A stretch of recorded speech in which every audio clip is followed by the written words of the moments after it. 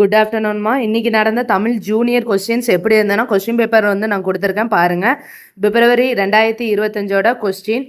கீழே கொடுக்கப்பட்டுள்ள சுருக்கெழுத்தை படிவத்தை விரிவெழுத்தில் எழுதுக. லித்தோகிராஃப் வந்து ஈஸியாக தான் இருந்துச்சுன்னு பசங்க சொன்னாங்க. டைம் தான் கொஞ்சம் வந்து செகண்ட் பேப்பருக்கு காணலன்னு பசங்க சொன்னாங்க. மற்றபடி second paper junior Tamil junior ஈஸியாக தான் இருந்துச்சு அப்படின்னு சொல்லியிருக்காங்க.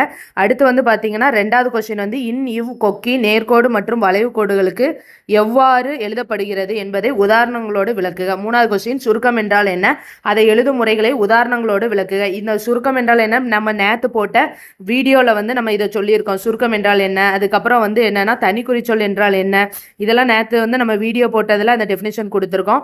அதுக்கப்புறம் சுருக்கத்தில் எதை காட்ட இன் கொக்கி எழுதப்படுகிறது, சுருக்கத்தில் எதை காட்ட இல் கொக்கி எழுதப்படுகிறது, பாதியாக்கும் முறை என்றால் என்ன, தனிக்குறி சொற்கள் என்றால் என்ன, சுருக்கெழுத்தில் எழுதுக வந்து ஈஸியாக கேட்டிருந்தாங்கன்னு சொன்னாங்க.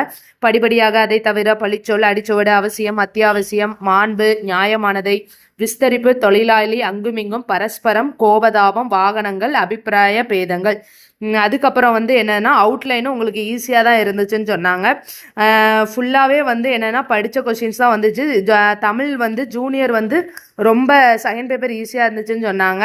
அதுக்கப்புறம் வந்து தமிழ் ஃபஸ்ட் பேப்பர் ஸ்பீடும் வந்து என்னென்னா கொஞ்சம் ஹார்ட் வேர்ட்ஸ் இருந்துச்சு. ஆனால் வந்து ஹார்ட் வேர்ட்ஸை ஒமிட் பண்ணி எழுதுனா ஓரளவு பாஸ் ஆகிற மாதிரி நல்லா எழுதிடலாம், ஓரளவு பரவாயில்ல அப்படின்னு தான் பசங்க சொன்னாங்க.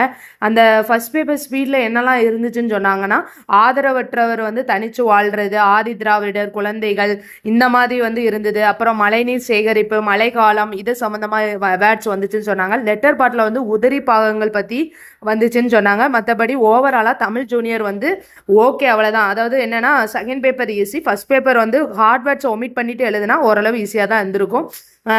கொஞ்சம் பரவாயில்ல. வாய்ஸ் வந்து மெயில் வாய்ஸ் தான் கொடுத்துருந்தாங்க, ஆனால் தெளிவாக இருந்துச்சுன்னு சொன்னாங்க. தேங்க்யூம்மா.